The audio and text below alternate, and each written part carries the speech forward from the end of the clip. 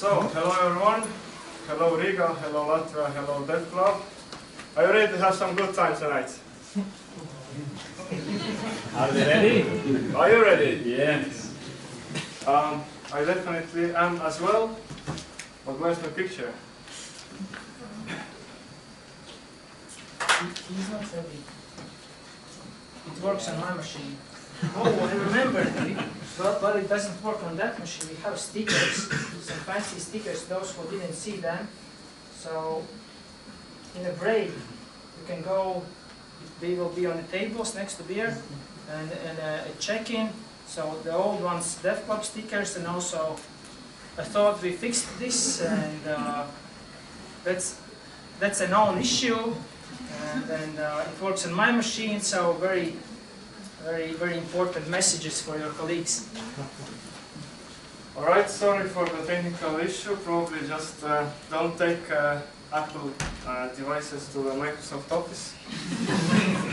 So my name is Erik, I come from Estonia, from Tallinn, where I spend most of my time. I'm also spending quite a lot of time in London. Have you heard of TransferWise? Yes. Like, raise your hand, I want to see it. Alright. That's actually quite surprising. Do you know that you know so well Estonian startups? So before we start, small introduction about me, so that you know who is speaking in front of you. So, if I do something outside of work time, then my weapons of choice are usually C, C++, or Java. In terms of education, I studied software engineering, then I did masters in hardware design, and to spruce up and to enhance my non-technical skills, I also finished studies in diplomacy and public relations. And when I code outside of work, then I've been building for years robots, so I do computer vision and robotics. But also, like in the latest wave of crypto craze, I was also quite interested in crypto trading bots and things like that. So outside of work, I'm not really spending that much time on FinTech. But when it comes to my professional life, then I'm 100% a FinTech guy, and I've been working in TransferWise for about 4.5 years, and mostly I've been focusing on payment cards industry topic. And this is the topic of today as well. Maybe what is special about this night is that at least I'm not going to do all the talking today. So instead it's actually you will be helping me. And together we will build or simulate the process of building the payment card product.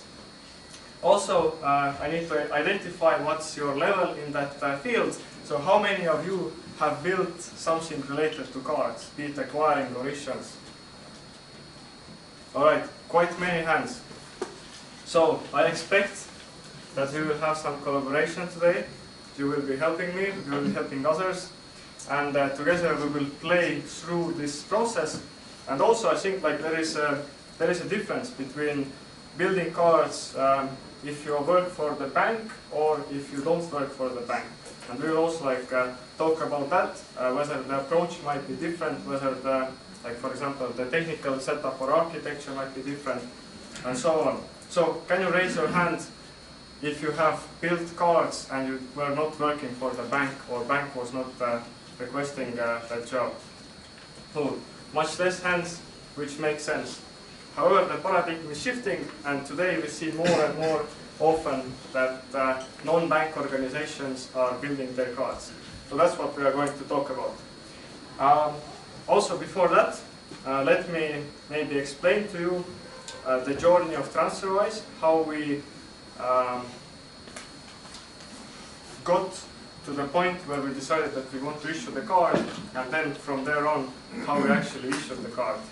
So TransferWise, it was really surprising that so many hands, but maybe I will tell you something that you don't know.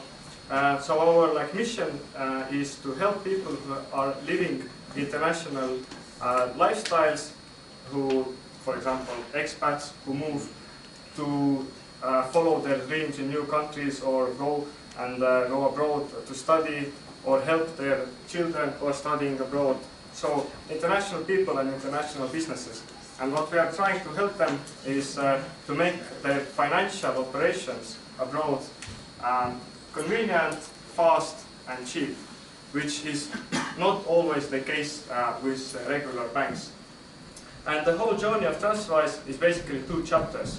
We started from the send money product, and what we did is we implemented an alternative way of sending money abroad.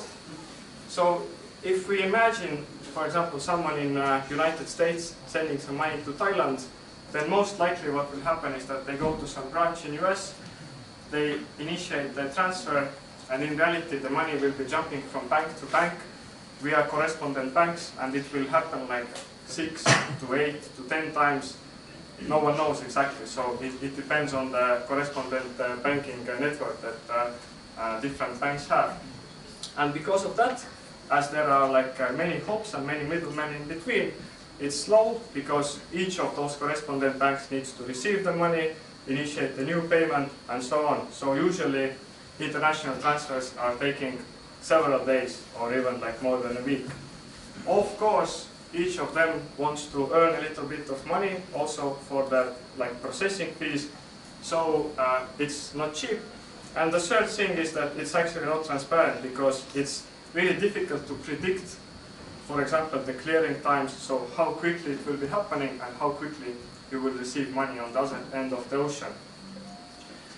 So, we covered pretty much the whole Western world, the whole like Pacific region, Asian region.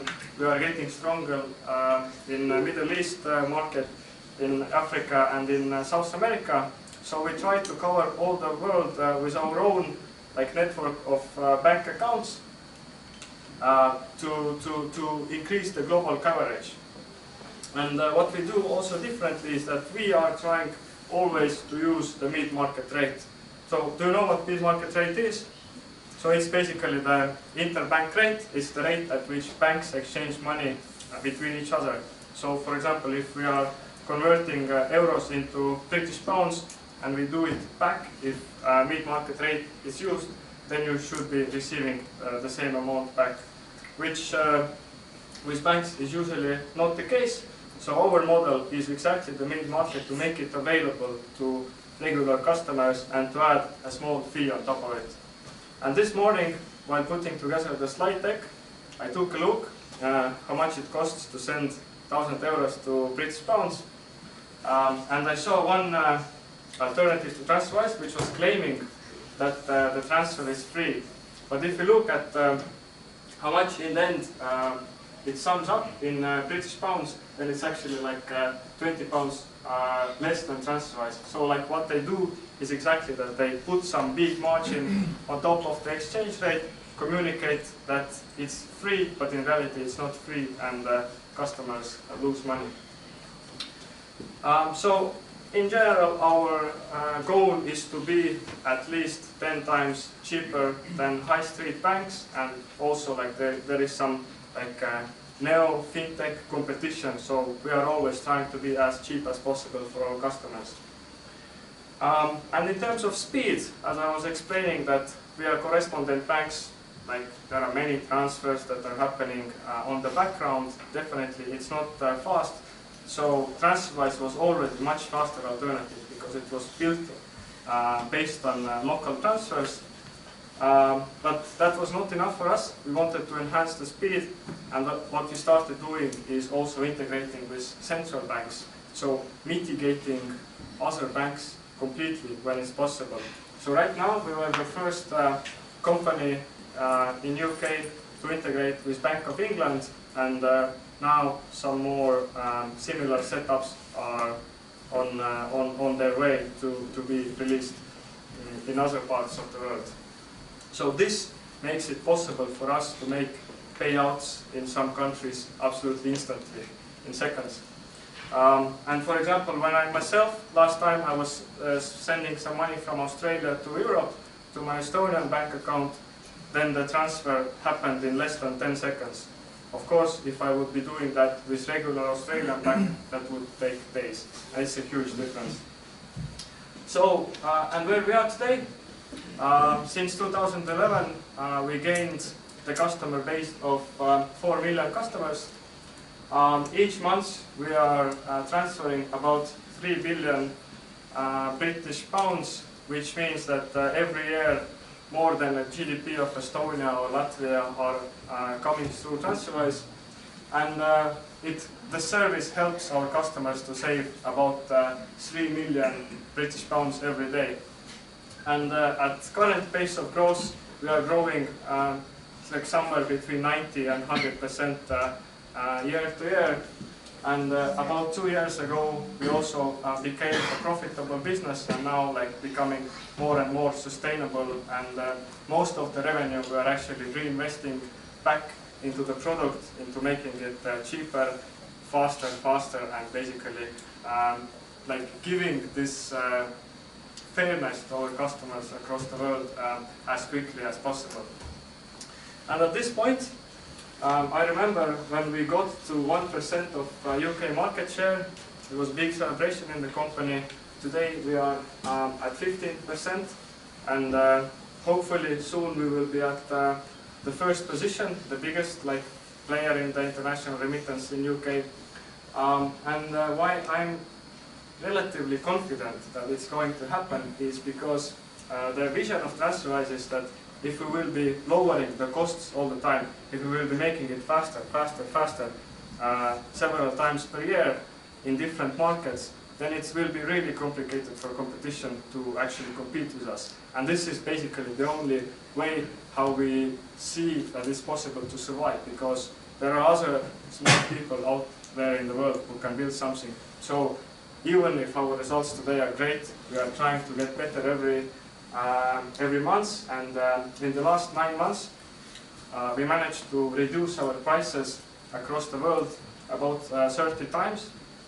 Of course, sometimes something doesn't work out. Very rarely we need to readjust the commercials and sometimes even raise prices, but in majority of cases we are actually like really on the mission of bringing even these cheap prices down. But can you imagine, that was not enough for our customers. Actually, they were happy with how we transfer their money across the world, but for people and for businesses with international like lifestyle and form, they also needed to not only send money, but to receive it from someone else. And also, when they receive the money, to spend it somehow. Not via the transfers, but like some other forms of spending. So we had to implement something else for that part of the customer base. And from the NPS comments, we were seeing all the time that like people need something more. Like it's great, but they need more. So we implemented the Borderless account, an enhancement on top of our core product, which is the FX product. And what it facilitates to our customers is they can hold money in 45 different currencies, and they can instantly use this money to fund their transfers, or they can instantly convert between several currencies. And also to make our customers like truly global. For example, if they relocate to US or relocate to UK or to Australia, then we also like made it possible for them to open real bank accounts via TransferWise. So like each of you, if you are like registered in European Economic Area, you can open TransferWise account, and we will give you like US bank details or UK bank account and sort code, or German one or Australian one. So if you are a freelancer, then this is an amazing opportunity for you, because you can actually like give invoices to your clients who will be sending locally to you, even if you are located in Latvia. So this was the use case of receiving the money globally, and like what we are trying to do is add even more different jurisdictions and bank accounts in more countries. And of course, the last step to make it possible to spend all that money that our customers are receiving we had to add the card, because card basically opens the possibility to go and instantly basically use this money at the latest grocery store or whatever. It can be an e-commerce transaction or basically whatever. But this is the newest edition. We only added it 7 months ago. Current customer base is growing quite quickly because the card has been long awaited among our customer base. In 7 months we gained more than 200,000 cards so far, which are active and being actively used. We have really great retention. We have about 50,000 weekly active users, and in 7 months so far we generated about 6 million transactions, and at current pace it's still growing more than 20%. So the launch has been quite successful. Really looking forward to where we will get.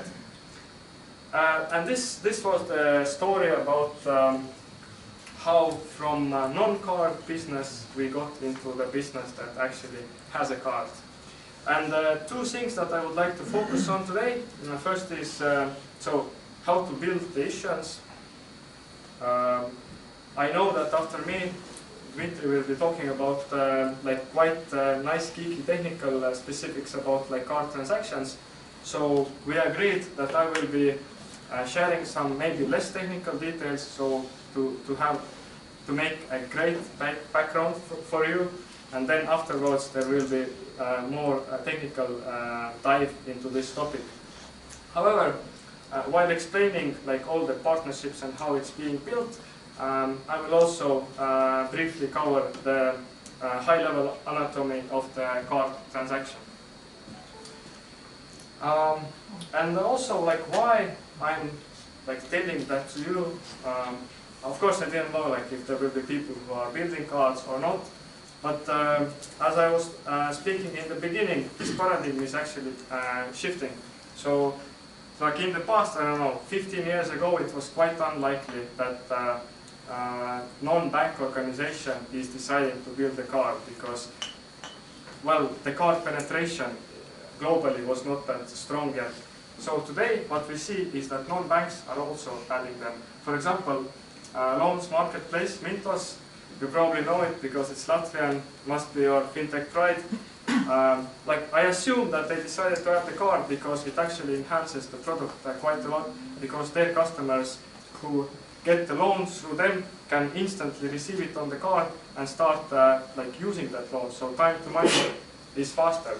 Or for example, one of our partners has built the Vodafone Smart Pass almost like all across the Southern Europe, and like again a new type of product where like basically a SIM card is being mixed with prepaid card.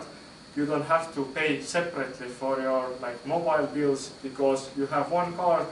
Vodafone is taking automatically money from there, and like you also spend that exact money in any grocery store where you need it. So most likely, sooner or later, if you like this topic, maybe you will decide, or maybe your management will decide that there needs to be a new direction in whatever you build, and you will need to build the card. So maybe something that I will be telling you today will be helpful in future. So let's start. What are top 5 key elements that are needed if we decide to start building the card product?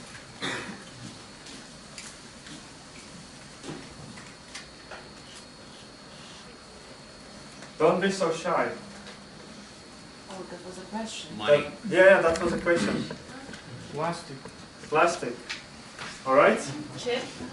So this is a good start. So like really, But cards. is it mandatory?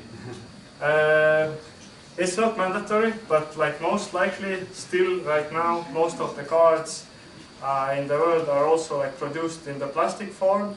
We are not there yet. Not everything is like in PayPass or in Apple Pay. Even the penetration of contactless cards is not that high yet. But yes, we need something which is physical. We need plastic. So this will be our whiteboard where we'll be brainstorming today. So let's call it card manufacturing. So we need some sort of facility that will be producing the card. Manufacturing, all right. What else? Who said licenses? Yes, licenses.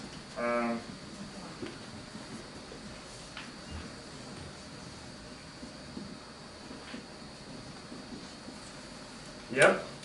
What else? Trackability. Sorry? Trackability. Can you elaborate? Well, yeah, you can track your expenses and incomes, and government can track Okay. how do you spend your money. Account somewhere to keep the money. Monitoring. Monitoring. Okay. Well, this will go under the same umbrella. So let's add some area that will be for our internal technical design. So let's put it here, and let's just call it money and account for now. Right? What else? Contract with Visa and MasterCard. Contract with Visa and MasterCard. So it partly goes under the licensing, but also what you said correctly. Sorry, what is it? Transaction processing from someone who is doing the transaction. Yeah, all right. So let's put Visa or MasterCard on the drawing to start with. So like let's call it a scheme. So we basically need someone who has built the card network all around the world, because we want our card to be accepted everywhere in the world. And like in reality, we have only like 3 to 5 choices. If you want to be like really global, it's Visa, MasterCard. In Asia, Union Pay, Amex, Diners, and like the next ones are already like becoming much smaller. So we need the card payment scheme. And you said processing.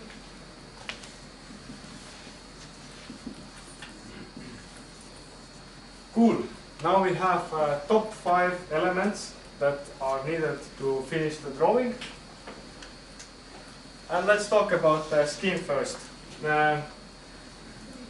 So, does any one of you know how old cards are in general? Not so much. 50s, 60s? 50s, 60s. Nice. Yeah, so, of course, in reality, mankind has been always looking to find ways of spending money without carrying cash. And already like in the 19th century in England and in United States, there were many merchants who were coming up with some sort of replacement to cash. For example, like some crediting tools, but these were always very local. They were local to some specific region, local to some specific merchant, so there was never a network of merchants who were actually implementing something that would be like a replacement of cash.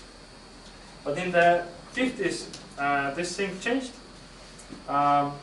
because few restaurants decided to have some sort of tool that would allow customers to step in, even if they don't have money, pay for something with some cardboard card, and pay later in the end of the month the full sum with some extra. So basically the dinner crediting tool, and they implemented the Diners Club. Then American Express implemented something similar, and after that there was a boom of basically the loan and crediting in US started to like really boom in the end of 50s.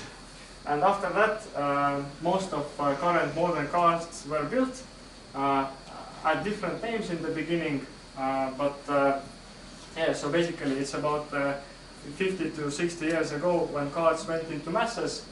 But until 1966, all cards in the world were used to pay for something with money that you don't own. So these were always credit cards. and the concept of a debit card was actually introduced only in 1966.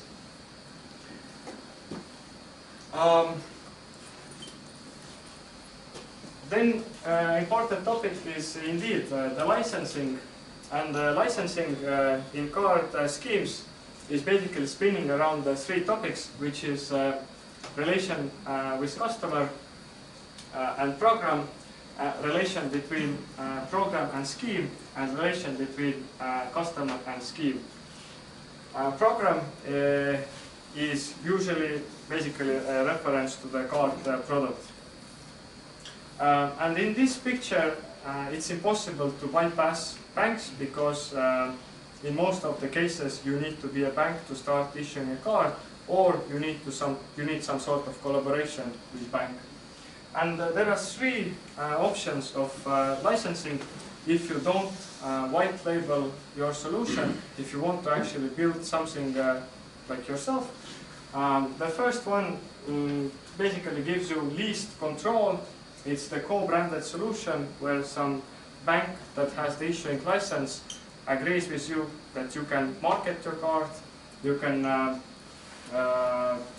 put the logo on their card, but it will be always written that the card has been issued by that bank. The next setup option is affiliate membership in the scheme. So here the customer relationship is fully owned by you, so you own the marketing, the distribution of the card, you are the program manager, and you have some sort of relation with MasterCard or Visa already. But usually affiliate membership means that you don't have really a direct financial liabilities to the scheme. So this way is a little bit more secure for schemes, because there is always a principal member, a real bank with, usually a real bank with serious license that is actually responsible for all the money, and for example responsible for investigations of fraud and disputes and chargebacks, things like that.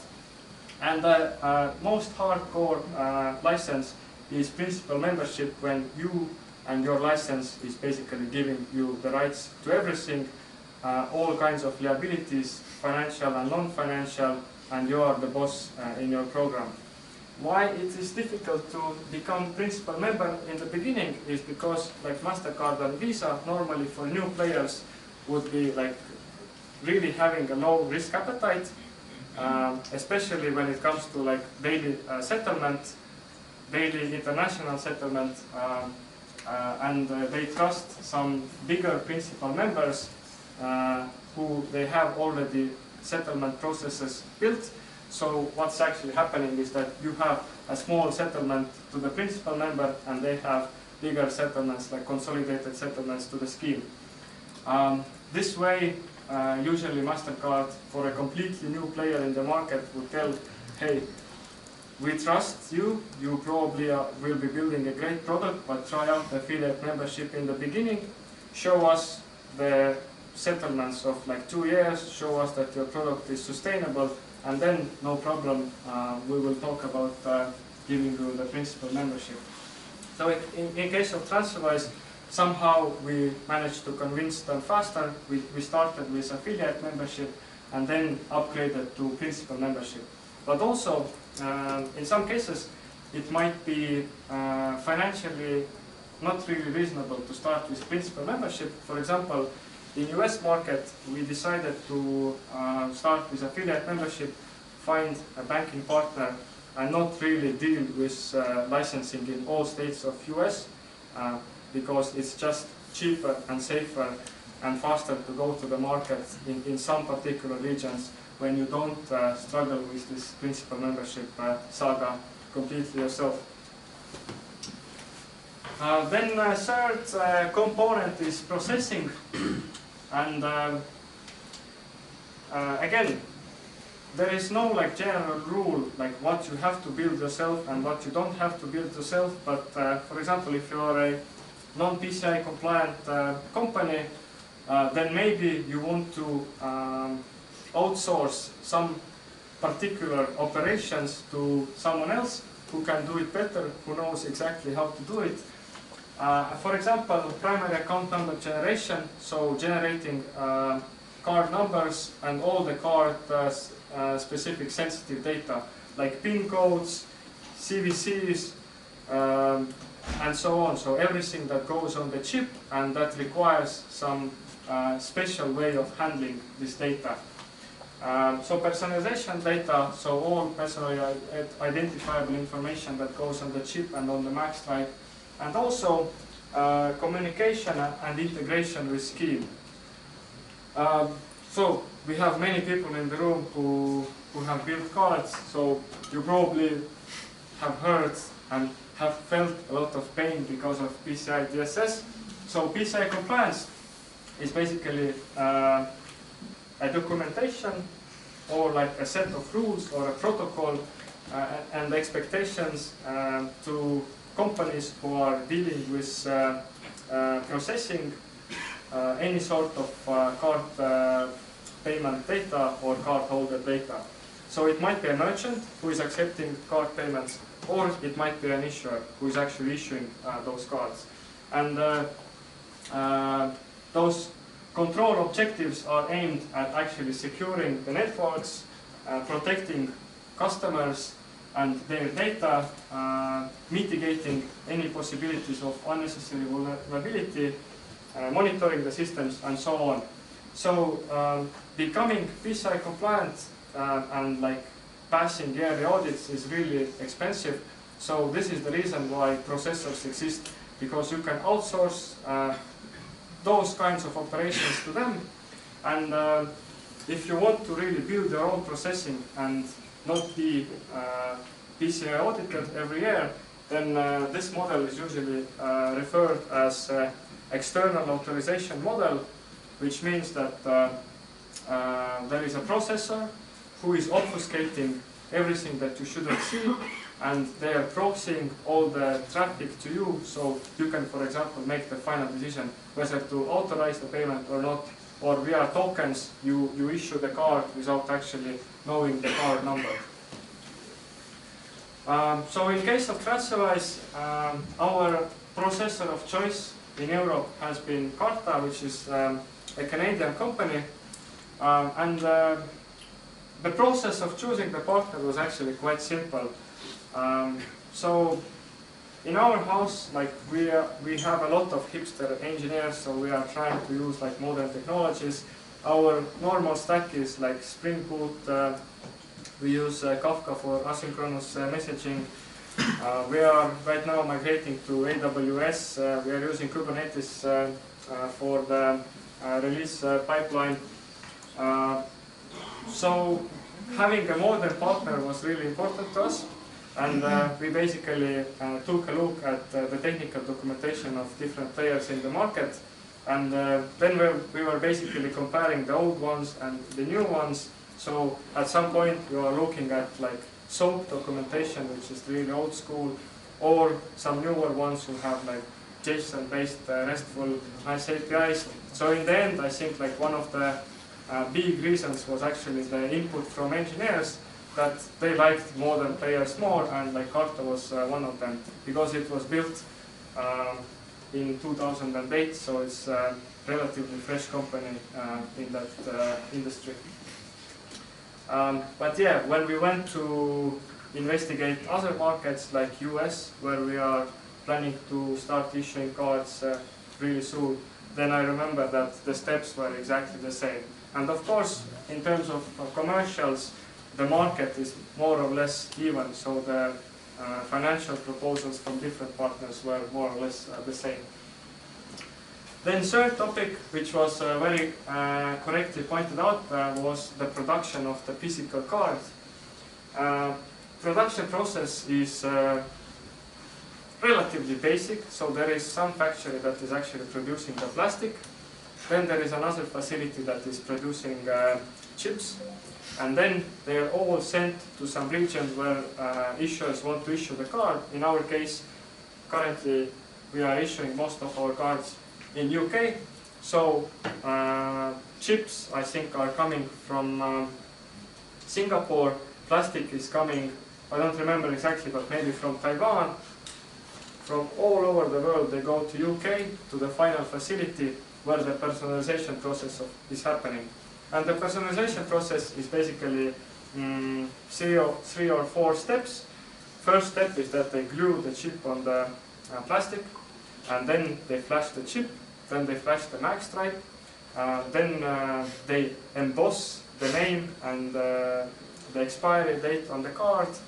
The CVC, I think, is printed with another printer, and then the final process is actually putting it into the envelope.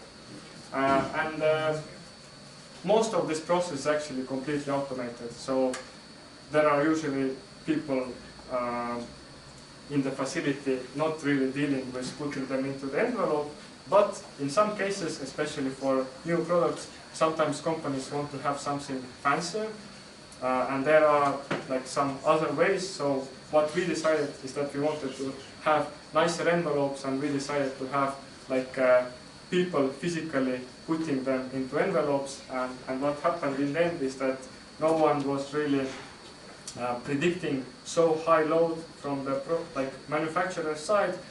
And in August we actually had like an outage because the human resources in the facility were not enough to package all of our cards, and we had some 1 or 2 week delays. So it's always a risk. And our partner of choice was Gemalto. Maybe you have heard of this company because they are also like quite active in many different fields. For example, most of electronic passports are being done by them. Estonian national ID cards are done by them. So their main business is actually microchip development, like research and development. And because they are so strong player in that, they are also, of course, producing cards and doing the personalization themselves. And one bit that we didn't put on the picture is the shipping company. So once you have produced the card, you also want to deliver the card securely to the customer. So if you are a bank, then many banks just send it to branch and distribute cards from branch. But also most banks and neobanks and like startups are also sending cards home. So in our case, we decided to pick Royal Mail because most of our customer base with first product was supposed to be in the UK, and we knew that we can trust this partner in United Kingdom, but also as we can issue our cards with our license all over the European Economic Area, we knew that they have strong network of shipping company relationships in Europe. So that's how we trusted them, and of course commercials played an important role as well. So now let's talk about this picture. Do you have any questions at this point? Any changes if Great Britain is going out from European Union? Yeah, so it's it's a good question. In terms of the license, I don't know how it will impact the card issuance. So here it's difficult to say because currently it's not anything like specific to UK only. Our current license in European Economic Area allows us to send to all EEA countries plus some extra, like I think it was Israel and like some additional ones. But yeah, I guess it's a little bit too political topic for this presentation. But I'm quite sure that it shouldn't affect the card issuance bit of our business. And what kind of license do you have? So we actually have different licenses as we are going to target different markets. But for the sake of example, we can say that today we are talking about our European Economic Area products. We have our own principal license. so we are a direct member of MasterCard.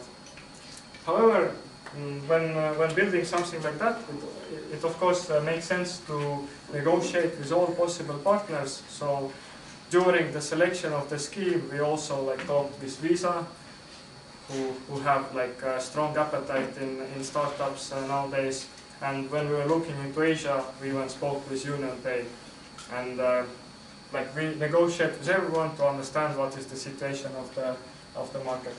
But license is itself issued by UK authorities? Well, the license is actually issued by MasterCard. So in the end, the license is about MasterCard allowing you to issue their branded cards in some specific regions. And for example, when it comes to holding the money, then it's a different story. And it's not directly related to the card. So how TransferWise has implemented it, because we don't have banking license, we are not a bank, we are not trying to be, we are trying to offer our customers what banks offer without being a bank. So here what helped us is the European e-money license, and this works in the whole Europe and the economic area. So all customers from European economic area and are registered users of TransferWise, they can hold money in the system. So maybe let's talk about this money account, and let's call it the money account service. So if we imagine that we have such service in the system, then in the end, if I, for example, open some account for you, then most likely my service also has some database. Let's say that it's a Postgres database, and your money is basically a record in the database. So with e-money license, of course, the regulator wants to have some confidence in you. They want to make sure that, for example, if at any point of time auditor comes in, you can actually prove that you have this money. So as any kind of financial service in Europe, you have this requirement to segregate the company money from the customer money. So usually what happens is that you need to safeguard the money, and for safeguarding you actually need every penny that you are keeping in the database, you actually need to back it up in physical world as well. So in our case, we have some relationship with some banks that offer us multi-currency bank accounts, and we have a hourly safeguarding process. So basically we have a dashboard that is telling to our operations specialists how much money in total we have. So it's those few billions, and they are telling basically in all 45 currencies how much money has been added within the last hour, and we need to update the real physical money in that account all the time. So far, because Borderless account is only growing, every hour we are only adding their money, and even if people are taking out, usually every hour there are more people adding money than removing. So for our ops girls and boys, most of the time safeguarding, updating means just adding and pushing some more money to the safeguarding accounts. So now we have this bit. So let's talk, for example, about a customer that has the app. So we have our cloud of microservices. When customer wants to order the card, most likely we also need some sort of service that's actually responsible for card orders. So in our case, we made the process asynchronous. We are collecting the wishes of customers to have a card from the actual issuance process. So let's say that we are collecting card orders somewhere, and we have some other service that is actually asynchronously talking to processor and asking them to generate card numbers. So usually processors have three layers of communication with program managers. First is actually the card management. So simplest things, creating the card, updating the card, blocking the card, or changing the card status. Second layer is authorizations.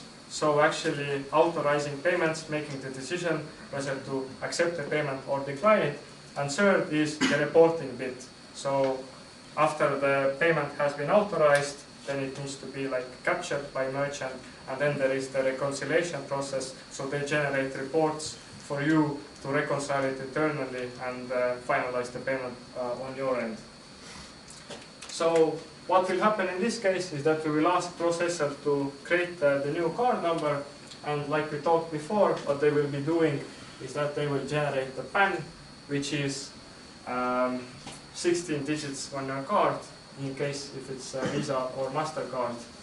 And they will collect all created cards, and then they are responsible for delivering the information to the manufacturing site. For that, different manufacturers have implemented like different protocols. If we are talking about Gemalto, then they call their protocol Perso, which is like abbreviation of personalization. It's a special like binary lightweight protocol that allows you to dump a lot of card details into a single file and send it over, and it's being basically feed it into the machinery that is actually producing the cards. So funny bits here is that like sometimes like either on your end or at processor's end or even at the manufacturer's end, something might be corrupt with that file. For example, there is some character that is not supposed to be there and so on, and it's like really possible that because of that the whole machinery that is producing the card will actually crash, and then there is a manual investigation what was wrong with the file. So in this 7 months, due to our mistakes or due to mistakes of someone else, that has happened to us. And then there is this firefighting mode where we, as someone who don't want to be PCI compliant or not to be in the scope in the issuance, we cannot really like help them to anyhow, so we ping them all the time, have you found the reason, and so on. And personalization information actually consists really a lot of information. So if you have NFC readers and if you sometimes like try with your contactless card, then it actually has tons of information, starting with your name and your personal information, and ending up with whatever your bank decides to put on the card. Because there in the personalization information, what you put on the basically public information of the chip, there is quite a lot of freedom. So you can completely add some custom information that is specific only to your bank.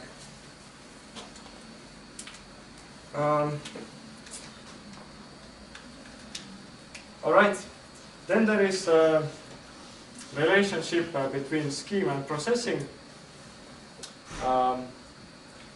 Usually authorizations are traveling on the TCP connections, and the protocol that is used is ISO 8583, and MasterCard and Visa are using the version from 1987. American Express is using the version from 1993, and Union Pay is using the brand new version from 2003. So as you understand, the technology is quite old, but it's already implemented in so many stores, in all POS terminals around the world, that it feels almost impossible to ever get rid of that, so we need to stick with that. But on a positive note, it's actually quite lightweight, it's binary, and it's actually quite flexible. So later we need to be talking about the specific of the protocol, but what I can say is it's basically like a binary version of hash map of hash maps, where are key value pairs, and each value can be actually a map of key value pairs in any format, in any imaginable format. It can be encrypted anyhow, and we call those parameters rabbit holes, because sometimes if you investigate something, you can take a look at one parameter, actually find a really big tree of information inside, go there and discover that it goes basically forever. And like, I don't know any people who know the specification, the MasterCard SIS by heart. So it's really, it has been evolving for like tens of years, and now we are where we are, and still a lot of parameters are reserved for future use.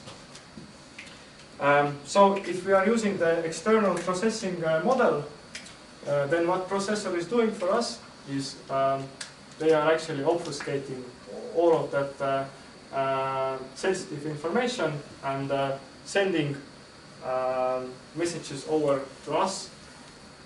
So usually when external authorization model is being used, then when we create the card, they return some unique token to us, like let's say processor token.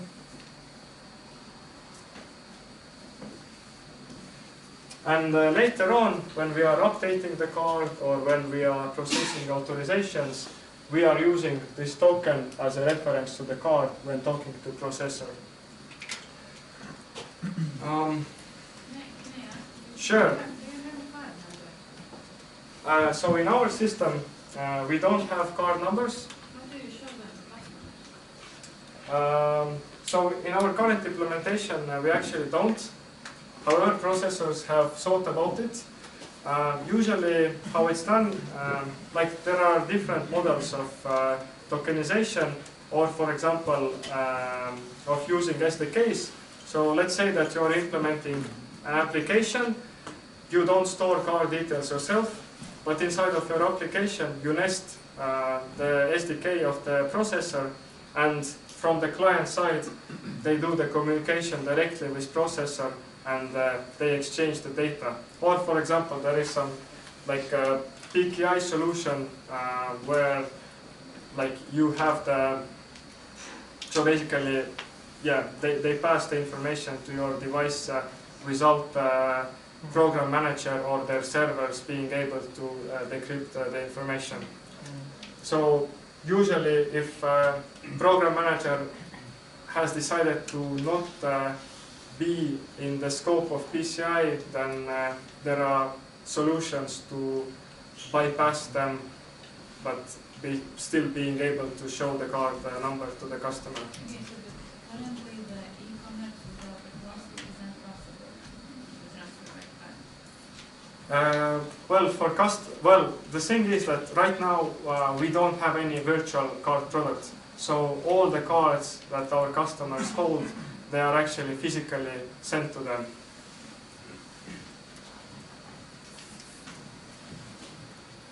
All right, do you have any questions about licensing?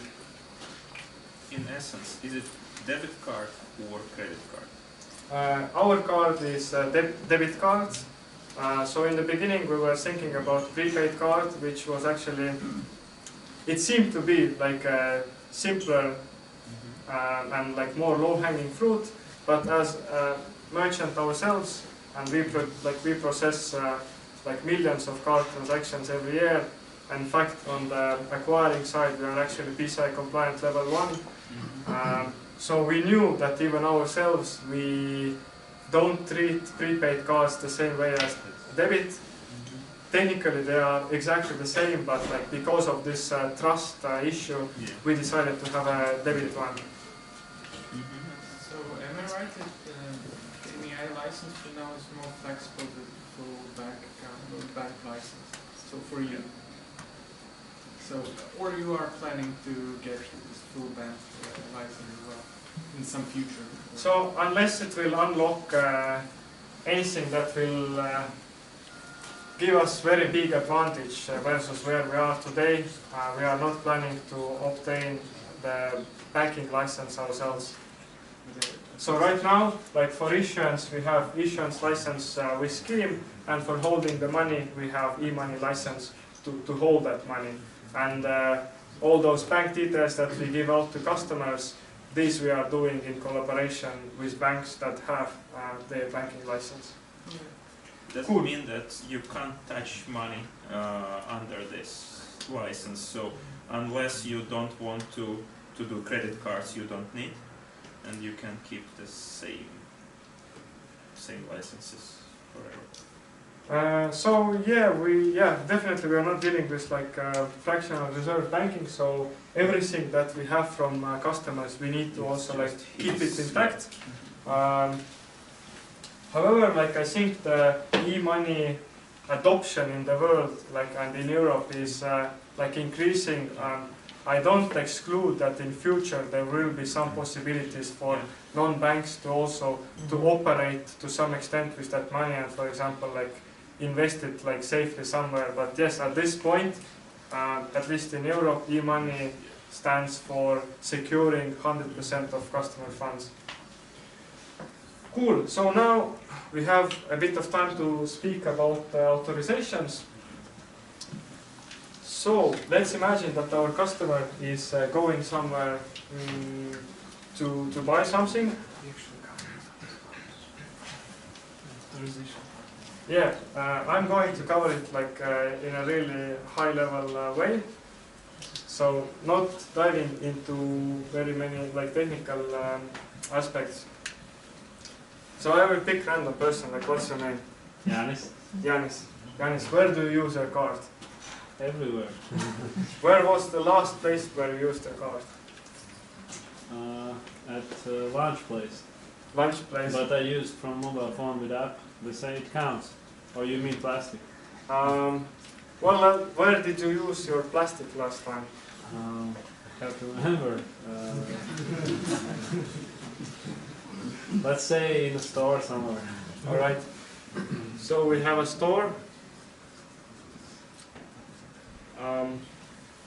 And usually stores don't, like they are in the store business, they are merchants, they don't really own their POS terminals. So usually what is happening is that they actually borrow them from somewhere else. Am I going onto your territory? No, go. Alright, cool. So usually with every card transaction from the merchant side, some bank is involved.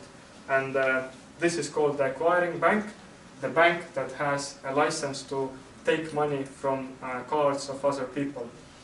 So let's say that there is some... What is the strongest bank in Latvia? It's a good question, but Swedbank most probably. Swedbank. Well, it's the same story in Estonia, so we are quite similar. So usually what it means is that Swedbank has rented out a terminal to the store where you are going, and the responsibility of the store owner is to enter the sum or the transaction value correctly. Usually they are not doing it like manually anymore. Usually, like if you are actually like going through cashier, it automatically is integrated with the cashier software and also with the bookkeeping software. So let's say that you entered the card, the merchant entered the amount correctly. What's happening then is that Swedbank, via the ISO 8583, is sending the payment request over to Scheme.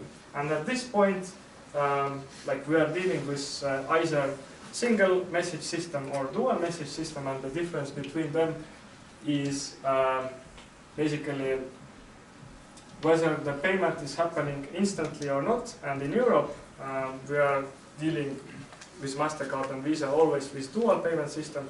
And in US, for example, there can be a possibility of single message system. That's why usually if you go to a grocery store, you buy something, until the next day you will be actually seeing that the payment is not completed. You see that the amount is reserved. And that's exactly the reason, because when you pay for something, you actually haven't paid. You only gave the permission to that merchant to make the payment some other time. Usually it happens next day. Now, how Scheme is like aware of where to send the payment. Scheme has actually something which is the card program configuration, which means that for every program in the world they configure some maps of information, and the most important bit of that configuration is called BIN. It's bank identifier number.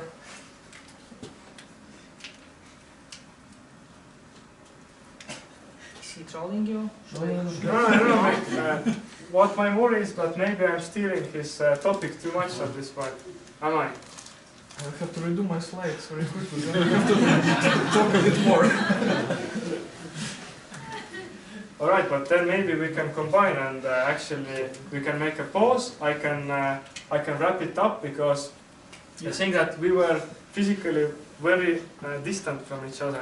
So we had some phone calls, like we agreed how we will be talking, but we didn't play it through. So if I'm ruining someone else's presentation, then I would like to not to do it. Yeah, let's return that actually in the middle of my talk and we'll do it together on the board. Why not? Sounds like a plan. Alright, so at this point I think it's fair to stop, have some pause, and then maybe together or maybe alone Dmitry will tell you more about the payment life cycle, and I hope that you liked my presentation.